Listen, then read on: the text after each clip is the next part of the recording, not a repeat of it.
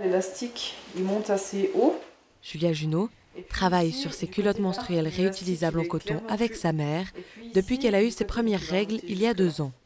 Pour elle, il était difficile de trouver une protection convenable.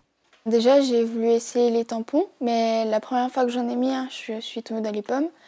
Et les serviettes hygiéniques, c'est pas pratique parce qu'on a toujours peur qu'il y ait des accidents. Aurélia Tchelamar, sa mère, a donc commencé à s'intéresser aux culottes menstruelles. Mais pour elle, difficile de trouver des culottes suffisamment petites pour une adolescente, avec une coupe adaptée et un modèle amusant.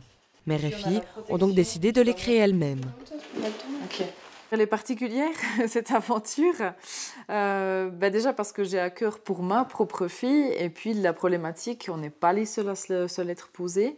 Et je pense qu'il y a plein de mamans autour de nous qui ont à cœur de trouver des solutions pour leurs adolescentes.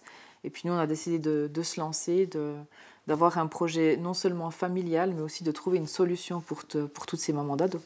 Pour Claudia Maurer, responsable du centre de santé sexuelle à Bienne, les protections réutilisables, comme la cup également, sont moins chères que les jetables et gagnent en intérêt depuis 5 ans. Autre problème des protections à usage unique, la composition chimique n'est pas toujours claire.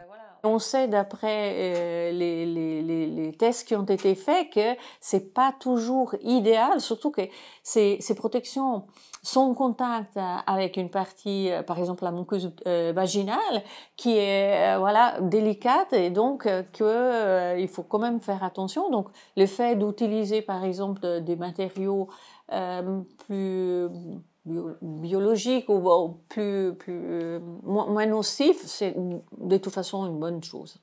Le crowdfunding qui permettra à Aurélia Tchelamar et sa fille de démarrer la production de leurs culottes menstruelles est encore disponible pendant 28 jours.